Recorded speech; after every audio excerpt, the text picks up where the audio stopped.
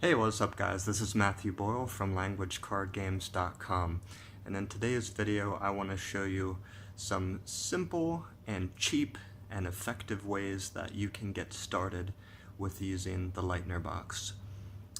When I was on a trip recently to see my brother, I asked him to let me to swing me by the dollar store to see just how cheaply one could get started using the Leitner Box, and I actually found this. Check this out. Index card file box, $1. And they also have index cards there similarly for $1. This is a 200 count pack. And they also had colored as well, 100 count. And this box that I have here, while it's not too big, it could easily fit 300 cards, and perhaps a little bit more than that. So you can see the 300 I've put in here, like so. So that would be 10 cards a day for about a month. And if you're graduating them, if your memory is not totally horrible, and you're graduating the cards through pretty regularly, those cards that you've fully graduated from the box, you could store somewhere else and be adding in new ones into this. And so that could hold you, as long as you're not one of those people who's doing thousands and thousands of cards per month. So consider getting something like this for just, what, $3. There you go. And you can use these colored index cards as dividers for the different files to kind of signal you. You could cut them a little bit, make them a little bit taller than the other ones. Another thing that I found there at the dollar store is one of these. You may have seen some people using these little file folders. Sometimes people use them to store coupons for the store when they go out shopping. I've seen my mom use something like this, the inside. So that's very handy, and it takes up less space and it would be easier to travel with. Again, just $1.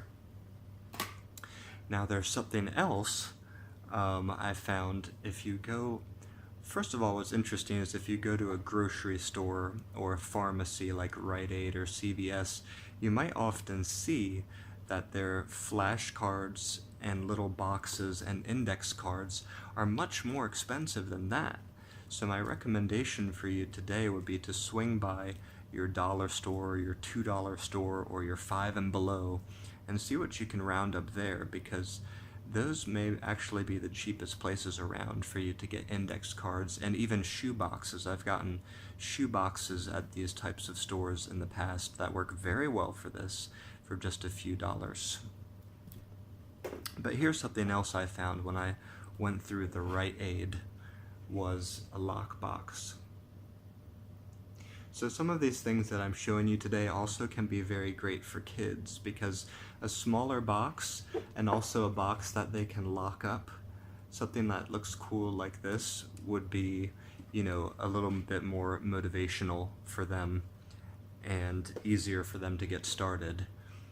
And think of the fun you could have with a kid if you say, okay, now let's unlock our little boxes together and study our cards for today, or add something new and then lock them back up and hide them somewhere.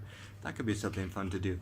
Now, but this wasn't $1. This was, I think, like maybe $11 or $12. But it's very strong, very durable, and it comes with keys and a lock. I guess I better show you the inside. And it's 3x5, good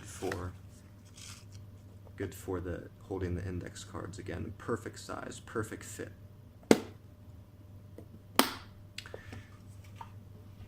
Usually what I'll do for the Leitner Box is just get a shoebox and just use postcards and index cards, and that tends to work pretty well.